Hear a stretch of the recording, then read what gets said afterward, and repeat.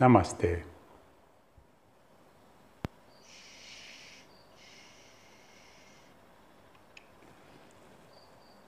Namaste. I still actually hear this quite a lot from self-professed gurus, teachers, coaches, that it's quite natural and still normal to become angry or irritated. Well, I have to disappoint you. If you are truly an enlightened one, then irritation and anger will not occur. Why will it not occur? Because when you are firmly established in Uppheka, which is equanimity, then there is no way that anything in this simple world of occurrences can actually make you angry. You will view everything as coming up, having a certain peak moment, and ultimately fading away again. Even the moment in which that which triggers you the most will ultimately come up, peak, and disappear. And a noble one, as we call that, an arahant, is somebody who realizes this in every moment. So to say, oh, I still have all these emotions, this anger, this irritation, well, that's completely humane. There's no problem with that. There's no problem with having those emotions. It's okay.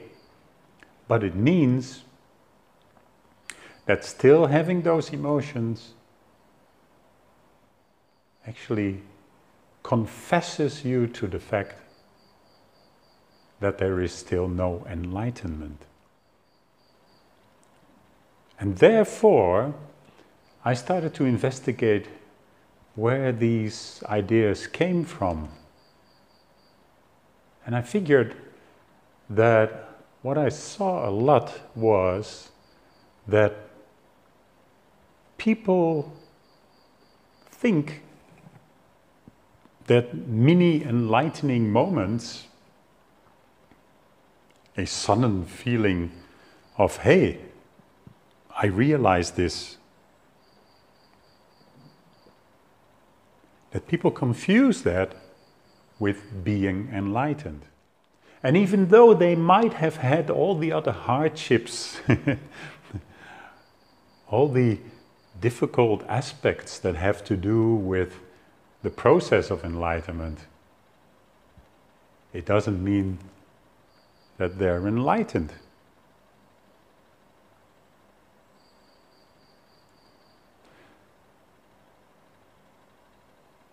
Once somebody is enlightened, you will know for sure.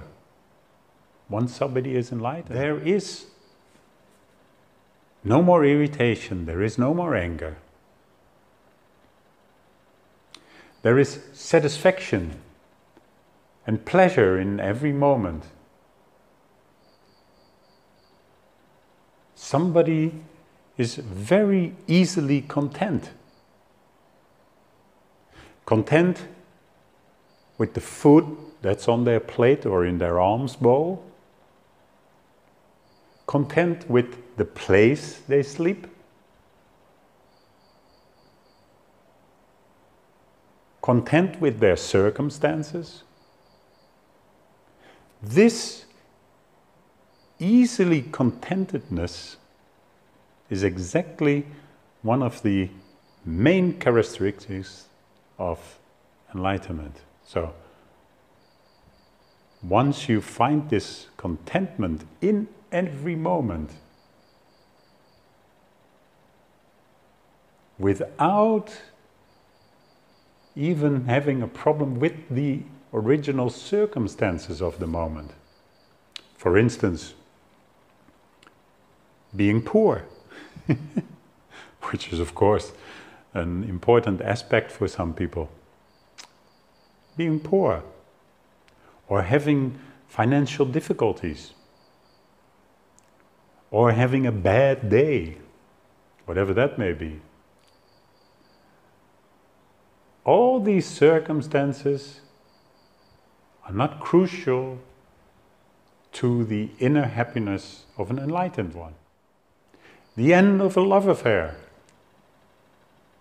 Well, the fact that there is such a 3D love affair, earthly love, as I like to call it, in itself already proves that enlightenment isn't there. Because an enlightened one has universal love for every sentient being. Not one extra special and not one less special, but for all sentient beings. So that is a very important aspect. This is where that whole idea comes from, of universal love. Universal love is for everything. And celibacy is actually a part of that. Celibacy is not for every human being. Celibacy is for somebody who not only chooses to be such, but also for somebody who has learned how to let the inner energies transform to a heart chakra energy, so that it is no longer an energy of the lower chakras, where grasping is such an important aspect, such as people say, my wife, my husband, whereas they are their own person, they're not from you, they're not yours. So in that aspect, there's a misunderstanding of what this celibacy means. Celibacy means that we can transform those lower, not worse, lower in the process of the chakras, those lower energies, and actually expand them and make them very strong into metta, loving kindness. So that's a very wonderful transformation. But if you're not up to that transformation yet, nobody can be forced to do that. Therefore, when people try to force this upon themselves, it usually ends in a lot of sorrow. It is only when we know how to transform these energies that it starts to really vibrate in such a way.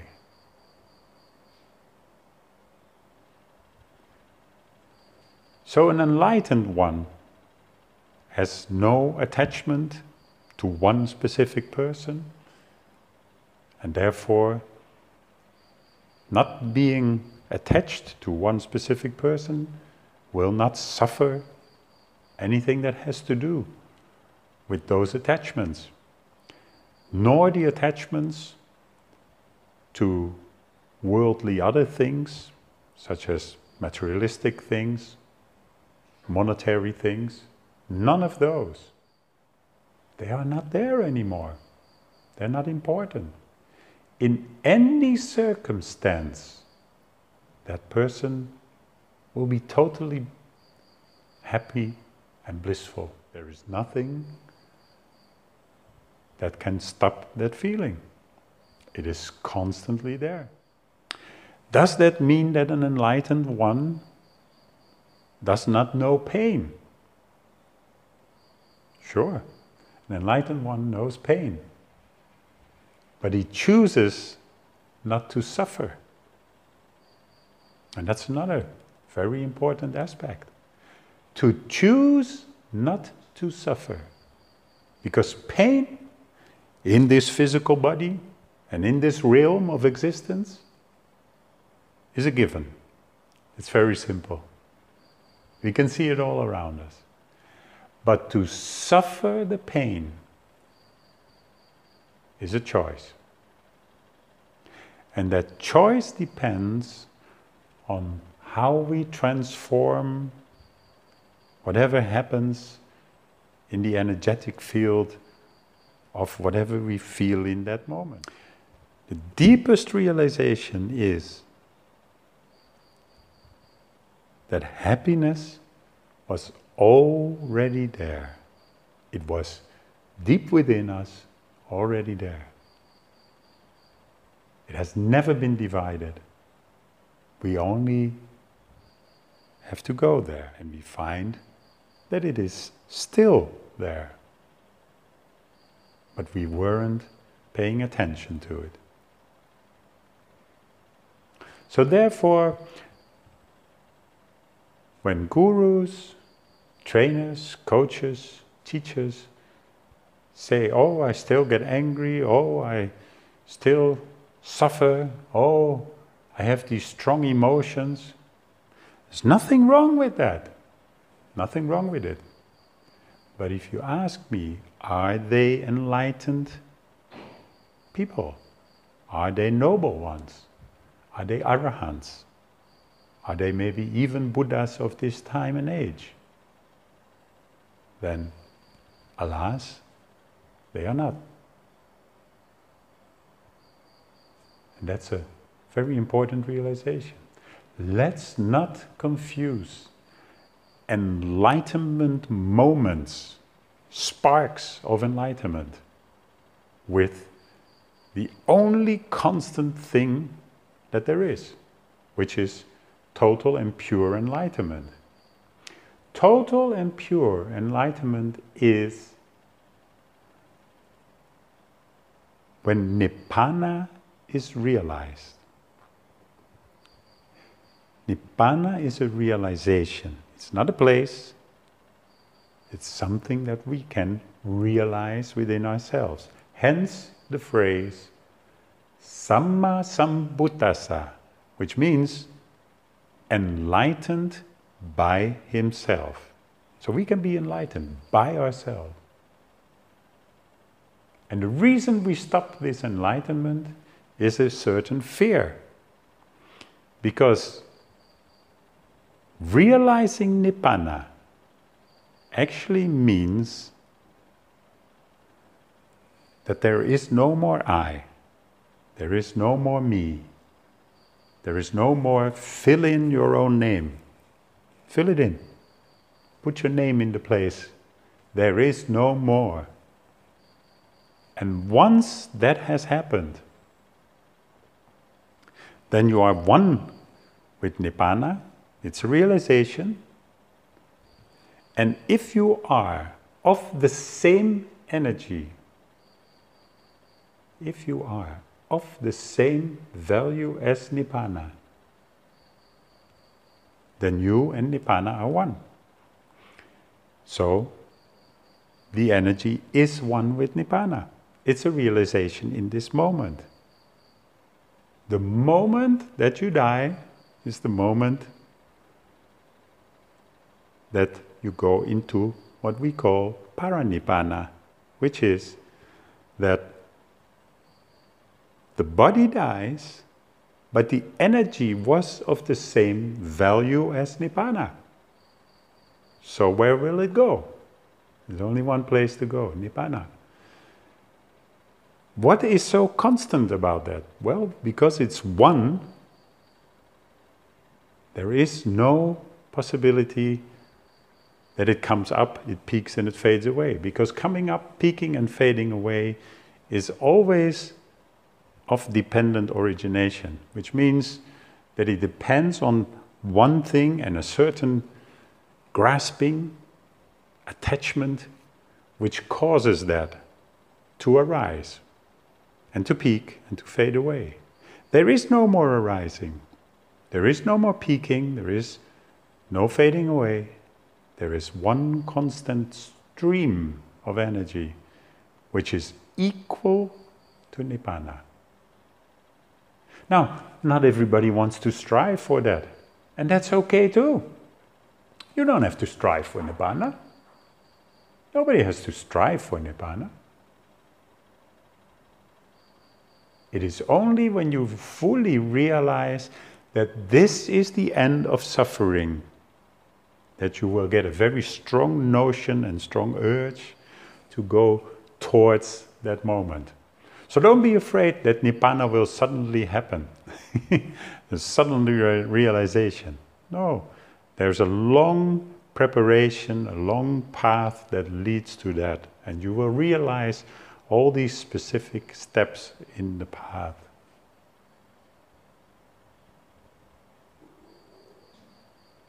I hope this enlightens you in this moment. Namaste.